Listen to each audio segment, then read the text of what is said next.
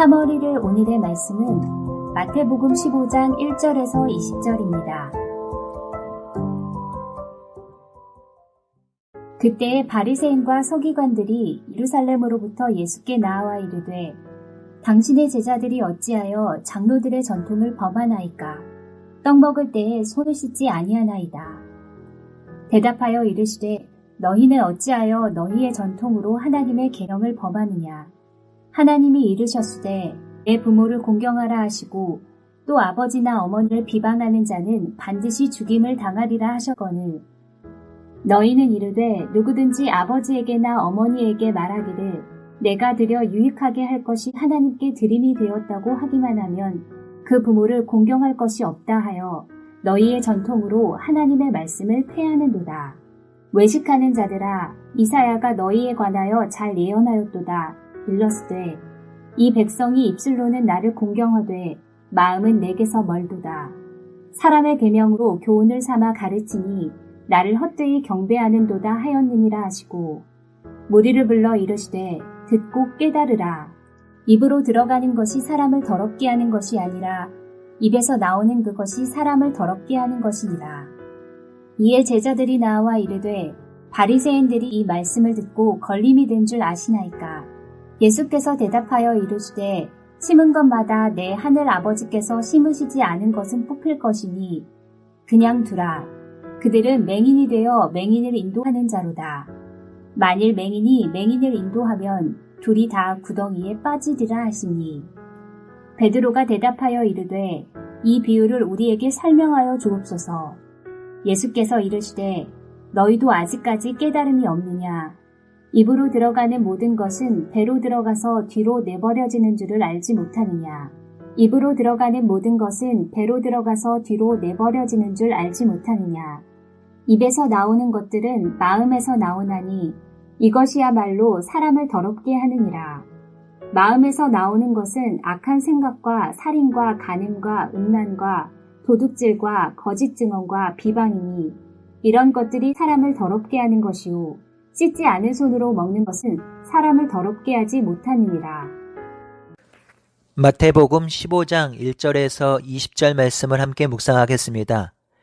그때의 서기관들이 예루살렘으로부터 와서 예수님께 묻습니다. 어찌하여 당신들의 제자들은 장로들의 전통을 범하나이까? 떡을 먹을 때에 왜 손을 씻지 않고 있습니까? 라고 묻습니다. 우리는 여기서 사람들이 자기 생각과 가치관에 똘똘 뭉쳐 있을 때 얼마나 바뀌지 않는지 알 수 있습니다. 본문은 그때라고 시작하죠. 그때는 예수님께서 오병이어 기적을 보이시고 물 위를 걸으시고 많은 병자를 고치신 그때입니다. 그때 서기관들은 예수님의 기적을 믿지 못하고 병 고치는 것을 옳게 여기지 않았습니다. 예루살렘에서 이곳까지 약 80km 떨어진 곳인데요. 이 먼 곳까지 서기관이 직접 예수님을 찾아온 것은 어떻게든 책을 잡아서 예수님을 처리할 궁리만 하고 있다는 것입니다. 하지만 당시 분위기상 예수님을 직접 잡아 걸지 못하니 제자들을 책 잡아서 걸려고 하는 것이죠. 자기 눈에 가시는 열심을 내어 처리하는 인간의 민낯을 그대로 보고 있습니다. 예수님을 믿는다는 것, 예수님을 만난다는 것은 나의 주인됨을 내려놓는 것인데요. 나의 주인됨은 내가 절대적으로 신뢰하는 가치, 생각, 세계관을 내려놓고 주님의 가치, 주님의 생각, 주님의 세계관으로 바꾸는 것을 뜻합니다. 그러니 웬만해서는 예수님을 믿고 따르겠다고 결단하는 것이 쉬운 일은 아닙니다. 그럼에도 우리 주님은 온전하시고 우리의 구원을 이루시고 성취하는 분이시니 그 예수님을 온전히 신뢰하고 믿고 따라가는 것이 지혜로운 인생이겠지요. 예수님의 제자들이 이전에 음식을 먹을 때 씻지 않는 손으로 많이 먹은 모양입니다. 그래서 서기관들은 장로들의 전통을 어겼다고 합니다. 장로들의 전통이란 표현이 자주 나오는데요. 구약에서 장로들은 종교 지도자들을 뜻하는데 이 장로들은 구약 율법의 세부 사항, 의미, 적용 등을 알려주는 일종의 주석을 달아 놓았습니다. 이 조항은 율법보다 정교하게 만들어져서 삶의 모든 영역에 적용될 수 있도록 해놓았지요. 이것이 장로들의 율법인데요. 이것을 지키지 않으면 유대 사회로부터 죄인으로 낙인 찍히고 매장되었습니다. 이 장로들의 율법은 율법 정신이라기보다는 기득권을 유지하기 위한 수단으로 사용되기도 했습니다. 그러니 아무리 제자들이라 하더라도, 아무리 예수님이라 하더라도 이 장로들의 전통은 꼭 지켜야 하는 것입니다. 이 서기관들의 악한 의도를 파악하신 예수님이 충격적인 대답을 하시지요. 3절입니다. 너희가 전통으로 하나님의 계명을 범하느냐라고 하십니다. 예수님은 장로들의 전통을 그저 너희들의 전통이라고 합니다. 하나님과 관계없는, 율법과 관계없는 전통이라고 하시죠. 그리고 그 전통으로 왜 하나님의 계명을 범하느냐고 하십니다. 예수님은 서기관 장로들의 가르침이 올바르지 못하고 부정하다 하십니다. 예수님의 이 대답은 종교적으로, 문화적으로, 정치적으로 이루 말할 수 없는 파장을 일으킨 것이고요. 모든 종교 지도자들을 적으로 만든 말씀입니다. 이 일로 인해 예수님은 돌아갈 수 없는 강을 건넌 것이지요. 그렇다면 왜 예수님께서 이렇게까지 말씀하시는 것일까요? 그것은 율법의 본질을 그들이 잃어버렸기 때문입니다. 하나님이 율법을 주신 마음을 잃어버렸기 때문이죠. 4절에서 6절의 말씀은 이렇습니다. 십계명에 내 부모를 공경하라. 그렇지 않으면 죽임을 당할 것이라 하였지요. 하지만 이들은 부모님께 공경하여 드릴 것을 하나님께 드리면서 고르반 이렇게 하고 하나님께 드립니다. 그렇게 하면 그것은 하나님께서 받으실 예물이라고 가르쳤습니다. 하나님이 그것을 받으시면 부모님께 더 이상 드리지 않아도 된다라는 것이고요. 또한 하나님께 드린 예물은 자신들이 계속 소유하고 있었습니다. 그러니 고르반은 부모에 대한 물질적 공경의 의무를 회피하는 도구로 사용되었죠. 그들의 중심을 보신 예수님은 이사야의 예언을 빌려서 그들이 입술로만 하나님을 공경하며 마음은 멀었다고 질타하고 있습니다. 11절도 같은 맥락으로 이해하시면 좋겠습니다. 유대인의 정결 규례 중에서 음식법이 가장 중요한데요. 부정한 음식을 먹으면 부정하게 된다고 가르쳤습니다. 그런데 예수님은 부정한 음식이 사람을 부정하게 만드는 것이 아니라 입에서 나오는 부정한 말, 부정한 생각, 부정한 행동이 사람을 부정하게 한다고 하셨습니다. 예수님이 이렇게 말씀하시자 제자들이 12절에 놀라서 말합니다. 예수님, 지금 바리새인들이 이 말을 듣고 걸림이 된 줄 아시나이까? 여기서 걸림은 실족이란 뜻인데요. 제자들의 이 말은 예수님의 말이 바리새인들을 화나게 하였고 그들로 하여금 큰 보복이나 징계가 있을 것이라는 말이죠.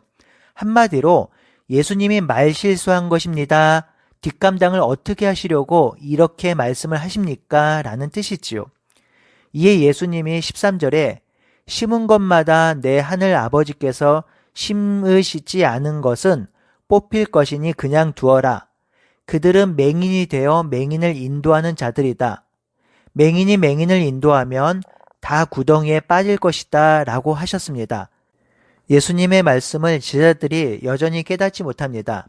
이에 베드로가 그 뜻을 알려달라고 하지요. 예수님은 여전히 깨닫지 못하는 제자들을 안타까워하시면서 17절에서 20절에 서기관에게 했던 말의 의미를 모두 설명해 주십니다.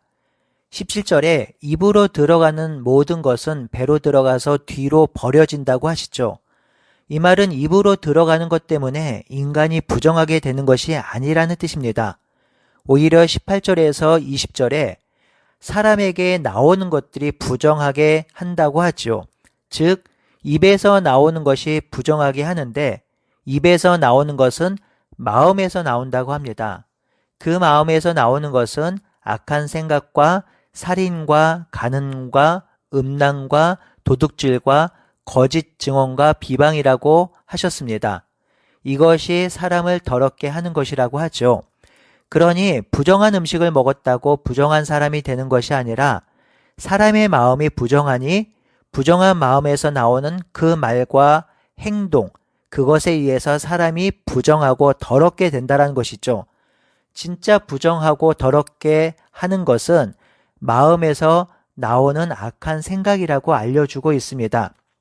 이것은 유대인의 사고에 폭탄이 떨어진 것입니다. 유대인들은 정결한 음식을 먹음으로 정결한 백성이 되고 부정한 음식을 먹으면 정결 제사를 드림으로 정결한 백성으로 산다고 믿었습니다. 그래서 자신들은 정결한 백성으로 하나님의 백성, 하나님의 선민, 제사장 나라라고 믿었지요. 하지만 예수님은 지금 그것을 허물고 계십니다. 사람의 마음이 본성적으로 악하니 그 악한 마음에서 악한 말과 행동이 나오고, 그러니 지금 유대인이나 이방인이나 모두 똑같은 악한 본성을 가진 죄인이라고 말해주고 있는 것입니다. 여기서 피해갈 자, 벗어날 자가 없습니다. 모든 인류는 죄 아래 놓여 있다는 것이죠. 오늘 예수님의 말씀은 두 가지를 말씀합니다. 하나는 본질이 중요합니다.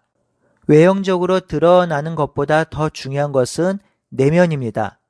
그렇기에 언제나 우리는 본질에 충실해야 하지요. 예배, 말씀 읽기, 기도, 전도, 교제, 사역을 할 때 그 본질이 무엇인지 항상 기억하고 붙들어야 합니다. 아주 간단히 본질을 한 가지씩만 설명하면 예배는 하나님께 엎드림이고요. 말씀 읽기는 하나님의 메시지를 깨닫기 위함이고, 기도는 하나님과 사귀며 교제하기 위해서 하는 것이고, 전도는 하나님의 사랑을 전하기 위한 것이며, 교제는 하나님의 사랑을 성도와 이웃과 나누기 위한 것입니다. 이렇게 우리는 언제나 본질을 기억하고 본질에 충실해야 합니다. 또 하나는 그럼에도 우리는 본질적으로 악하기 때문에 예수님이 필요하다는 것이죠. 여러분, 우리가 이것을 놓쳐서는 안 됩니다. 이 땅이 고통받고 아파하고 힘들어하는 이유가 무엇일까요? 그 근원이 바로 죄입니다. 모두 죄와 연결되어 있습니다. 인간은 모두 죄로 인해 파생된 문제를 해결할 수가 없어요. 여전히 마음에 일어나는 탐욕과 욕망과 욕심을 제어할 수 없고 음란과 부정을 컨트롤할 수가 없어요. 그래서 이 세상은, 이 땅의 사람들은 주님이 필요합니다. 주님만이 이 땅을 회복하시고 인간을 구원하십니다. 오늘이 3.1절 아침인데요. 오늘 아침에 주가 필요해 라는 찬양을 부르시면서 이 패역한 조국과 땅에 주님이 다스려 주시기를 기도하는 마음으로 찬양하면서 하나님이 이 땅을 다스려 달라고 기도하는 하루가 되기를 바라고 소원합니다. 아멘.